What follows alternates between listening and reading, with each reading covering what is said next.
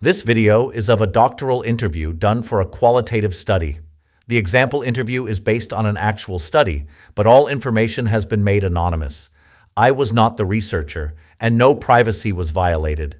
Listen to the interview. Some things were done well, and some things could have been done better. I share a short analysis at the end. Let's listen in. Thank you for being part of my study. I am doing my doctoral research about senior human resource professionals employed at universities in the Midwest of the United States. So, hence why you received the email. Participating in this interview is voluntary. Just as a reminder, you can choose not to answer a question. All right. Okay.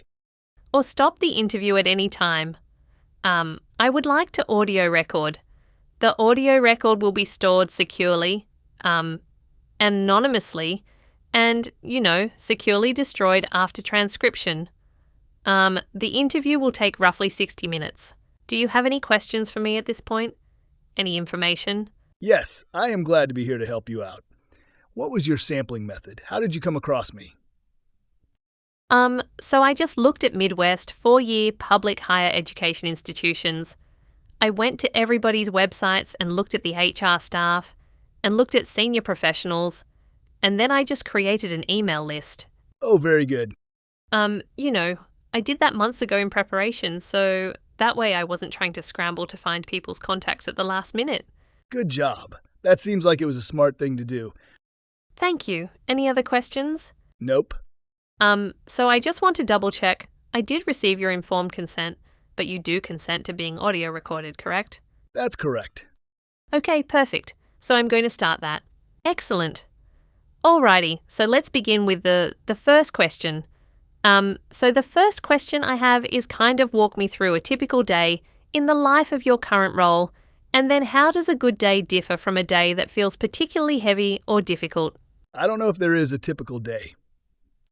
So I guess, if I were going to work today, what's most typical is I would check in with the team. I do a daily check-in at 8:30 with the team, and that's to get a sense for, has anything happened overnight or since we left yesterday? What are the priorities? What are the top 2 or 3 things that need to be done today? What do I need to be aware of? Where do people need help? And that then helps inform me in terms of what I need to do to prioritize and order my day.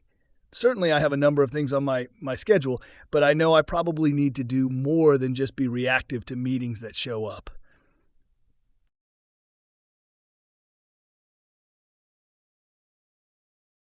So that's probably typical.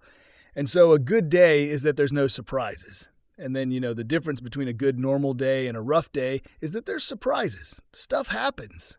My schedule maybe isn't open enough to deal with those things without canceling or bumping or taking something off my priority list that I believed I needed to get done, but now I probably can't.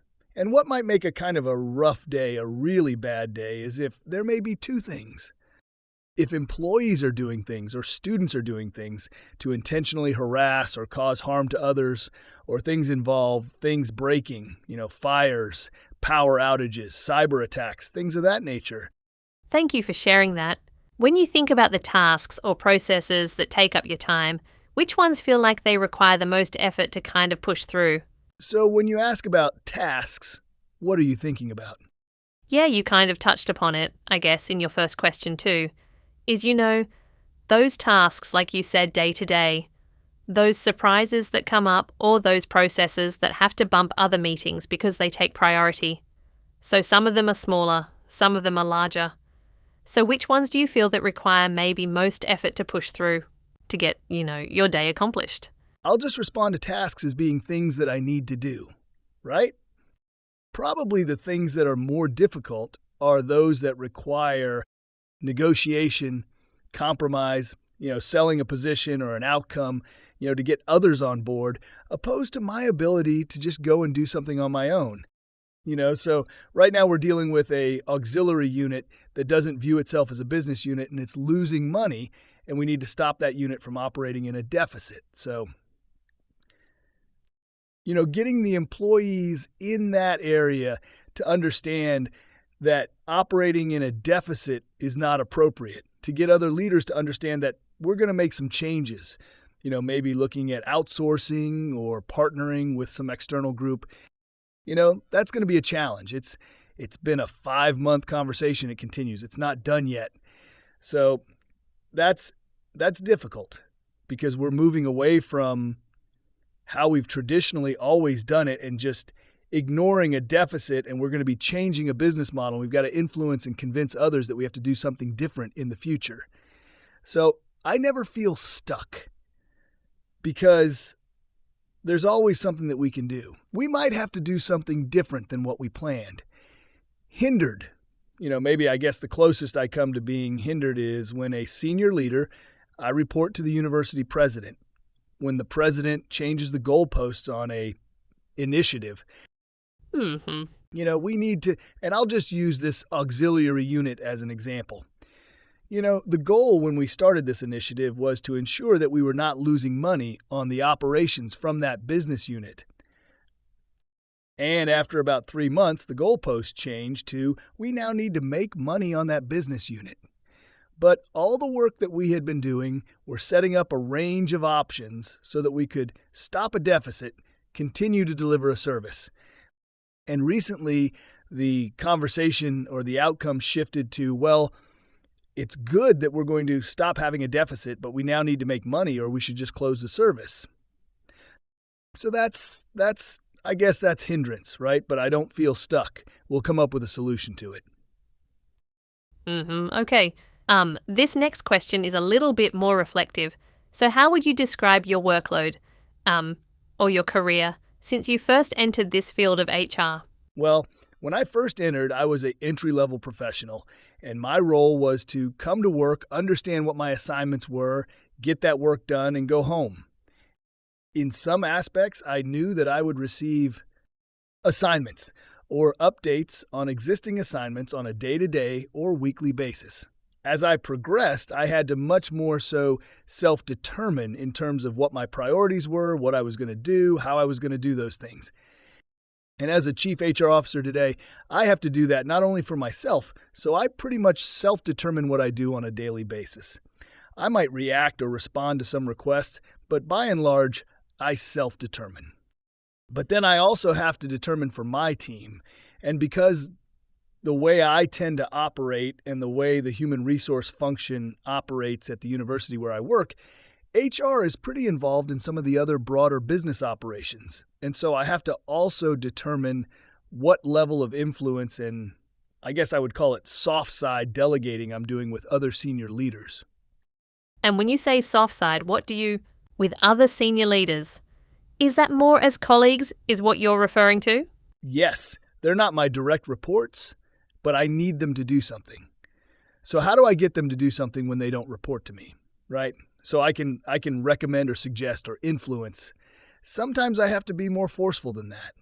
Sometimes I have to lean on policy or compliance. Sometimes I have to be just directive or directed and tell my colleagues what to do. Sometimes it works, sometimes it doesn't. We often talk about bandwidth in professional settings. How would you describe the current state of your professional energy? I would say it's high. And how, yeah. And I'm sorry. How would you describe that then? That I have a lot of bandwidth. I have a lot of energy.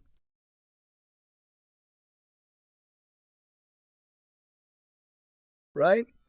But I'm very intentional and I self-regulate and I intentionally build what I call self-rejuvenation or rejuvenation into my schedule. So for example, about 15 or 20 years ago, I made a conscious decision that I don't work through lunch, right? I leave the office for lunch, doesn't matter what's going on. Oh. Are there, occasions when that doesn't happen? Yes, but rarely. Also made a decision to live close to work, so I'm not commuting for an hour each way. I commuted for an hour or more for the first 25, almost 30 years of my working career. I now have a 3-minute commute, which means I can go home for lunch every day. Doesn't mean I get home at 5 o'clock. I might get home at 5:30. I might get home at 6 o'clock. I don't start my day super early. So I don't go to the office at 7 in the morning and work till 7. I can get in between 8:15 and 8:30, leave between 5:10 and 5:30. Take my hour and a half for lunch. And then I work when I get home and I work on the weekends. But I do that at my pace, at my choice, which helps me preserve my bandwidth or my sanity. Okay. How do the interpersonal demands of your job, so defined as dealing with colleagues, clients, leadership, affect you at the end of a shift? While I don't work shifts, I'm in a senior level role, so it's basically, a 24/7, Yeah, a day, I guess. area of responsibility because things happen. I've got compliance and risk management, public safety, and other areas reporting to me. So if I hear a fire truck going by the house, I'm wondering if I'm following it up to the university. I don't think interactions with others has a material impact on me one way or the other. If the interactions require me to be, I guess on very actively listening or participating or presenting or being scrutinized, then physically I'll be tired. But my job is not doing desk level tasks. My job every day is engaging with other people. So that's normal for me. Okay. I know you said your professional energy is high, but what parts of your work feel the most personally taxing? Why do you think those specific things carry that weight? Personally taxing? Probably sitting at the desk reading detailed documents.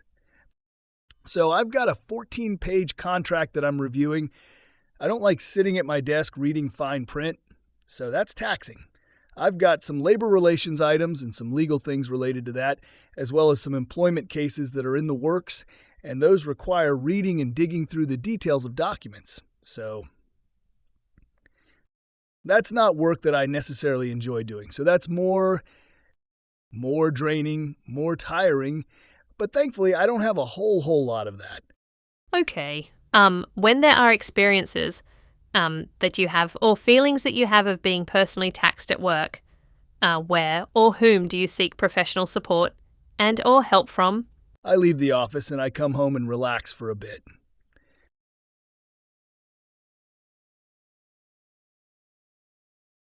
So I relieve my stress or my anxiety by leaving the office. Fortunately, I am able to do this. I might go and talk to a professional colleague or two. There's probably 3 what I would call highly trusted colleagues, in the workplace that I can go and talk to. And by talking, I don't mean venting or complaining, so I'm not a believer in professionally venting or complaining at work, though a lot of people do that, and people come and vent and complain to me. But I might just go and talk through some issues with my trusted colleagues and, ask for their thoughts or their ideas. I also have 2 or 3 colleagues who do not work with me, but I know and have known for many years. And we'll jump on a phone call 2 or 3 times a week and just chat through what's going on, what's happening. And that's another good way for me to, share some either frustrations or relieve some stress or hear other people's thoughts or, put things into perspective. And you report directly into the university president or the provost. How does that work? To the university president. Okay, gotcha. Alrighty. Is there anything about the weight or challenge of your job that we haven't touched upon that you think is important for me to understand when I'm doing this study? Not too much. For a mid-level or senior level employee within an organization, and probably very true for public, higher eds, the way we think about the stuff we do is different than how our peers might think and problem solve in the private sector. So, coming up later in June, I'll be joining several of my colleagues from other public universities in the state for kind of an annual retreat get-together. That'll be a good opportunity to, get different perspectives, share thoughts, but it's also a good way to just, reground how we think and problem solve in our fairly niched, market sector. I've got friends who run their own businesses.